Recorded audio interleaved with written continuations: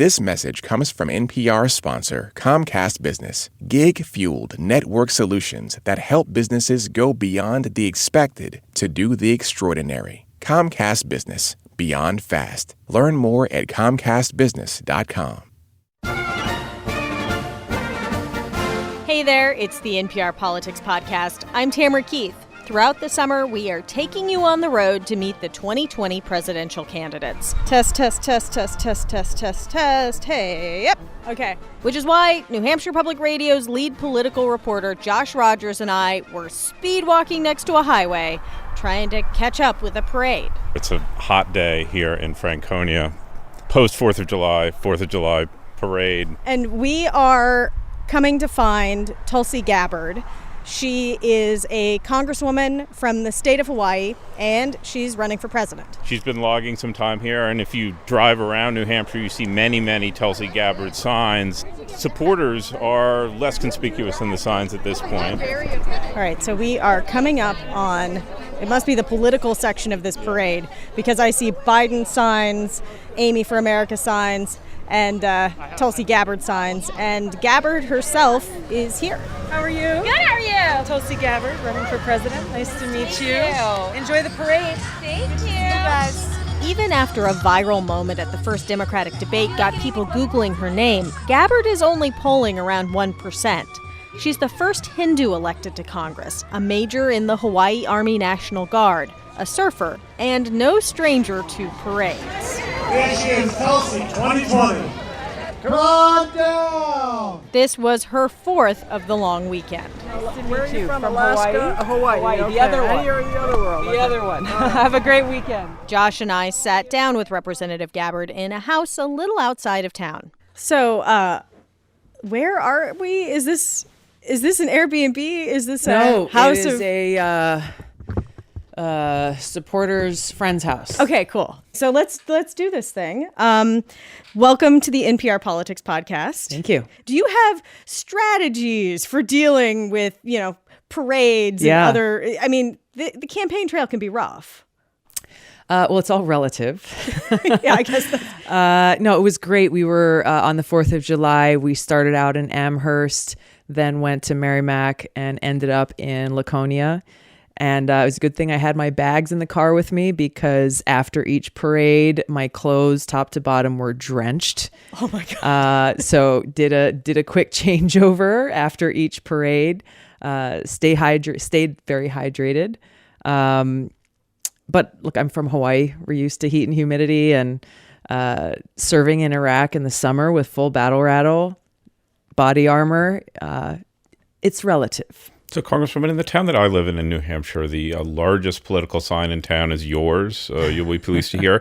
It's on the property of a libertarian. Mm-hmm. You were once vice chair of the DNC, but you've been regularly praised by figures on the right and far right, including David Duke, whose praise you denounced, but also people like Pat Buchanan, Ron Paul, Steve Bannon. Why do you think that is?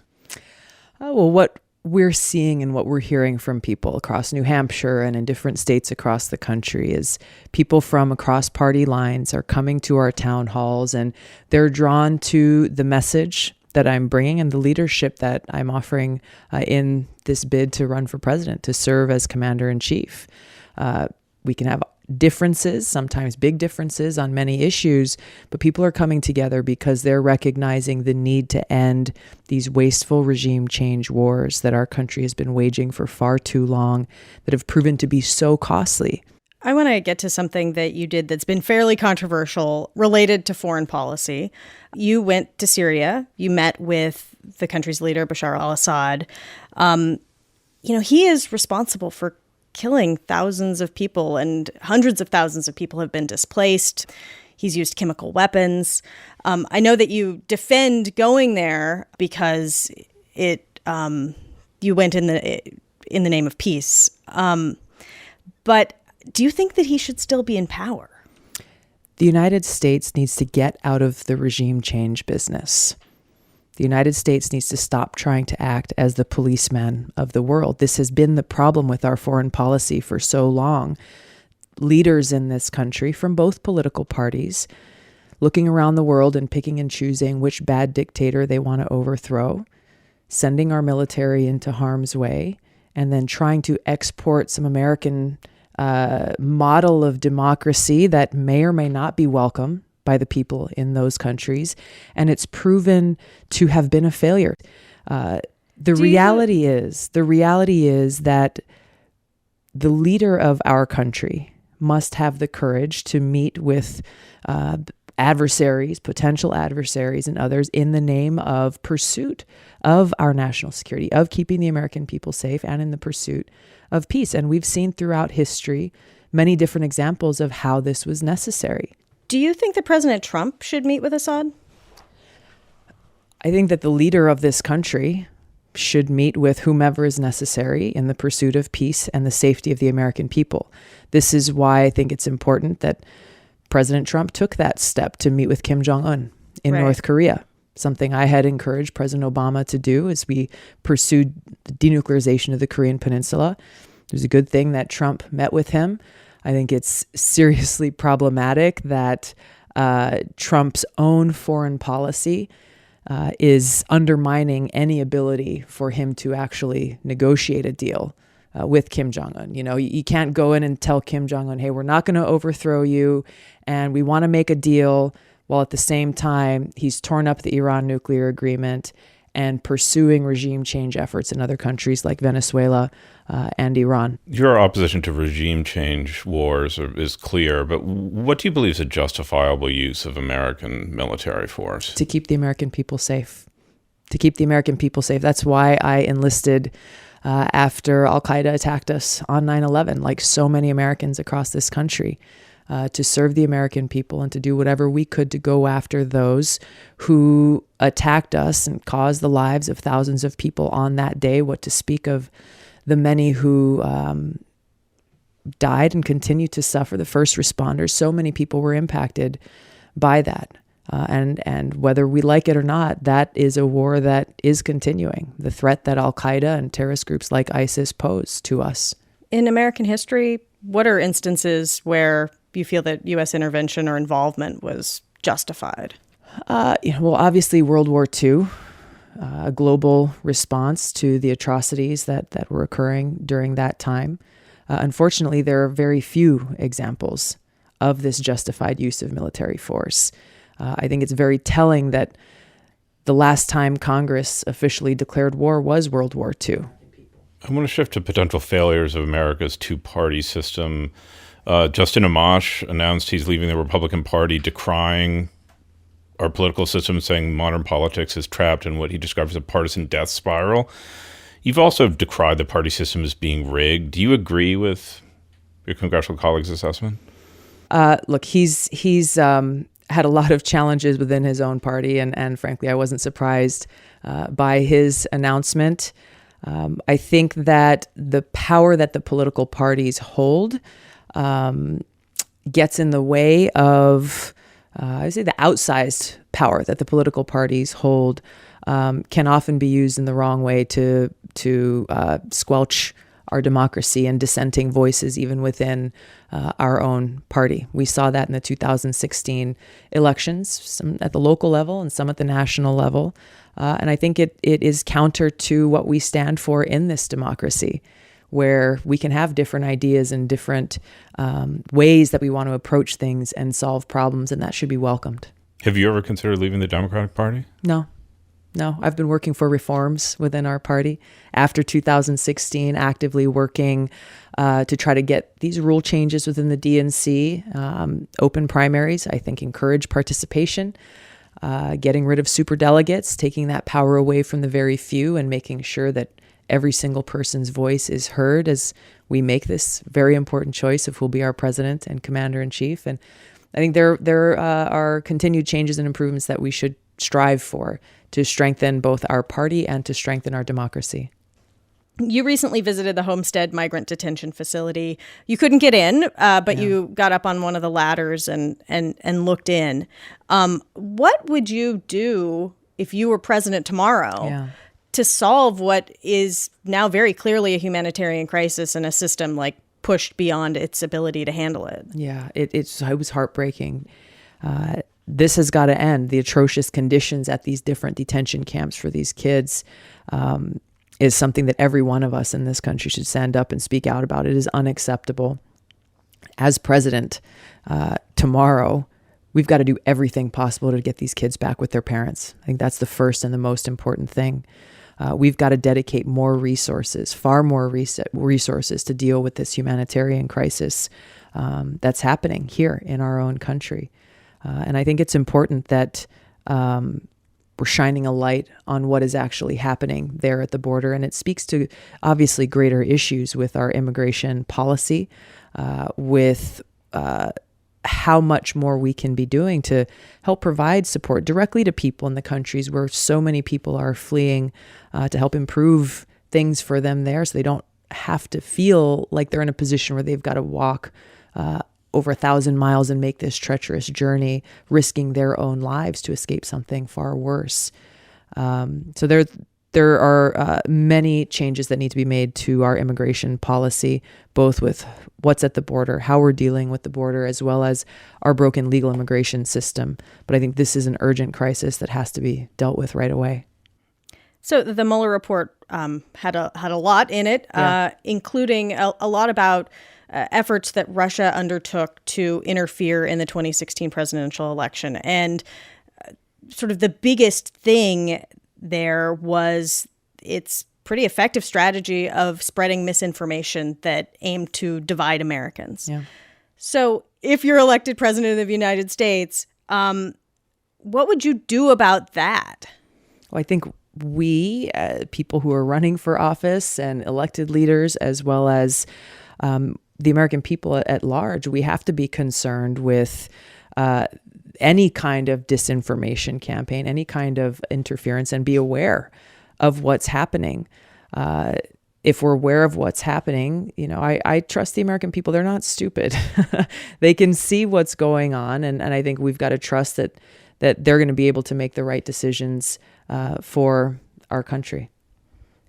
It seems like there are a lot of bots and other things still doing a lot of things right now. Yeah. Well, there's a whole, again, I think we've got to look at this problem in the full scope that it is. So you've got other folks coming in and whether it's bots or putting out false information or whatever it is, or you have people here at home who are doing the very same thing. Now we're dealing with different algorithms, both on Facebook and Google. How are those being used either to squelch someone's message or to amplify another? These are all things I think we've all got to be extremely concerned about, because ultimately it places the power into the hands of very few who have the ability to do these things and could end up influencing people in one way or another. From there, we asked Congresswoman Gabbard about how she came to change her opinion on same-sex marriage, her faith, and her superhero alter ego, Water Woman. All that after this quick break. Support for this podcast and the following message come from Google. Veteran Mitch Hoyt founded Skinny Sticks Maple Syrup, and he's showing that small businesses can do big things. Mitch started making syrup from a few trees in his Wisconsin backyard and now is connecting with customers worldwide with help from Google Tools. Skinny Sticks is one of millions of small businesses using Google to grow. Learn how Google is helping businesses in your state at google.com/economic impact. Next time on Rough Translation, the feeling you get when you quit your job and try to start something new. You're a loser. You're worthless. An entrepreneur from Mexico faces down that taboo and accidentally launches a global community that celebrates stories of failure. The mistakes I was making was part of my journey. Travel with Rough Translation from NPR. Listen and subscribe. And we're back. And we wanted to know more about where Tulsi Gabbard came from. So NHPR's Josh Rogers asked her about her formative years. So is there an event or moment from your childhood that shapes how you see government? Growing up in Hawaii, it may not surprise you that my playground was in the ocean and in the mountains, and spent so much time just outside. And I think the thing that really made an impact on me about why I started thinking about how government works was just going to the beach and paddling out to surf and seeing a lot of trash on the beach or in the water. and getting kind of pissed off about it because this is my home, this is our playground. And so for me, that started with just trying to get my friends together and saying, hey, let's go and clean up the beach. So we'd go and do that on the weekends and then come back the next weekend. There's more trash there. I was okay, well, this is something we can do, but it's not enough. Ultimately, I co-founded an environmental nonprofit called Healthy Hawaii Coalition, thinking that if we could take this message to kids, elementary school kids, across the state about why you shouldn't just throw your trash out the car window as you're driving down the street. And so I wrote a skit called The Adventures of Water Woman. You made yourself a superhero. I made myself a superhero. I was the original Water Woman with a blue cape and all. Did Water Woman have a catchphrase or some sort of call to arms? Gosh, or superpower? She didn't. But the superpower was Oily Al was going about his business every day and making the wrong choice, one after the other. And just in the nick of time, Water Woman just happened to be there and save the day and stop him from, pouring his dirty car oil down the storm drain, knowing that would get out to the fish and the marine life in the ocean. And it was just an incredible thing and it was so much fun to be in the classrooms with these kids and, kind of see the light bulb go off in their eyes as they were like, oh yeah, these were things that they could relate to and why it was not a good thing. I read that you were super introverted. Extremely. Did Water Woman... In a crippling way. So did getting into that superhero suit let you come out? Maybe, I fourth of 5 kids, I was by far the shyest and I didn't have a problem with it. I just keep my head in the books, go surfing, hang out with my friends, no big deal. I don't have to talk to anybody else. The first time we went out and did this play, I was very, very nervous, but then I got into it and I started having fun. And, how can you not have fun with a bunch of kids?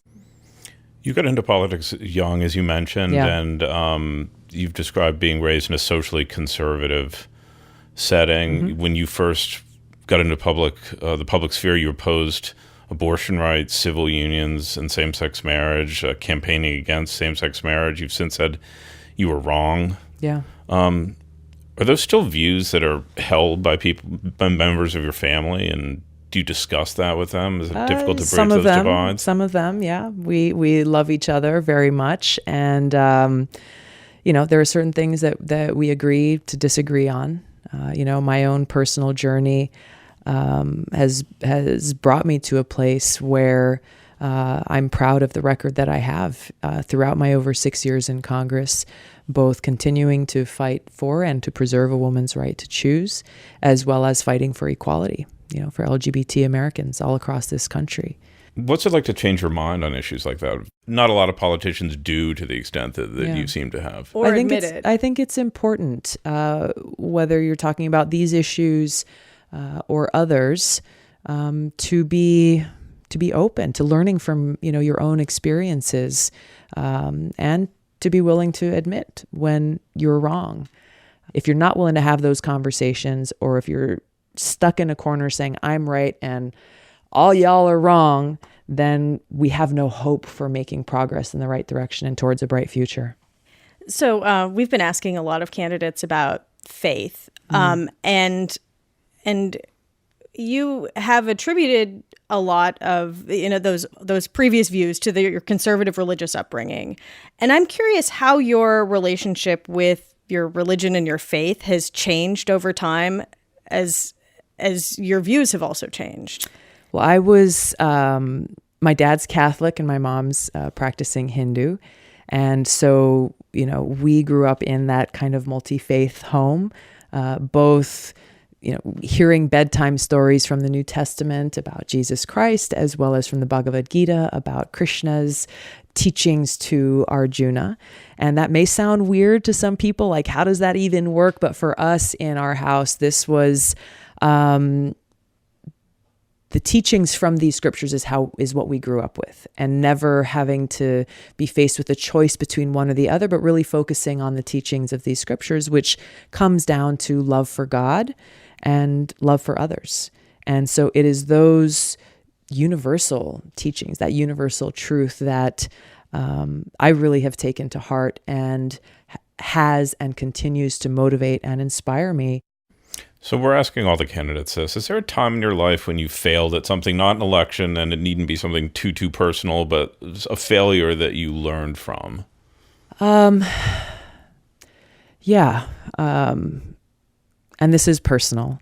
But I was married very young, and unfortunately our marriage ended up failing. And I think that we thought that we could do it all and we could have it all, but ultimately my decision to join the military, leave home for, I was probably gone for about 6 months during the training, then came home for a few months and then left on an 18-month-long deployment. It was really, really tough for both of us.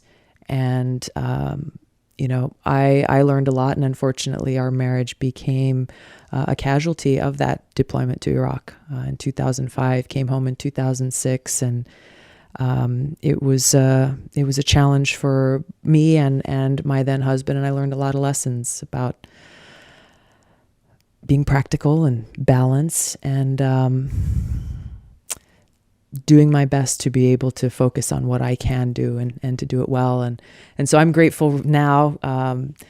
My husband is traveling with us on the road. He's a cinematographer, so he's filming all of our town halls and putting out videos on social media. And so it's really special and important for both of us that we're able to both share in this journey, but also bring our own skills and talents towards this mission that we both really believe in, which is service to the American people. So we end our podcast with something called Can't Let It Go, where we talk about one thing we cannot stop thinking about, politics or otherwise. We would like you to talk about an otherwise, because I'm pretty sure you can't let go of politics. So, well, the other day, on the 4th of July, after I think our second parade, we stopped at a Dunkin' Donuts. Needed to get a cold drink or two. And the woman behind the counter, her name was Leslie. She said, "Hey, you're Tulsi Gabbard. I get off in 10 minutes. I want to talk to you." She wanted to know more about me, but ultimately she ended up really just sharing more about herself. And she started talking about her daughter and how her daughter is a victim of the opioid crisis, how her daughter moved from opioids to heroin, how she served almost 4 years in prison, how she is now 8 months sober, but how her mother is also struggling with opioid addiction because of chronic pain. And Leslie and I had just met, but at this point she had tears streaming down her face, asking for help because their family has been ravaged and torn apart by this crisis, like so many people.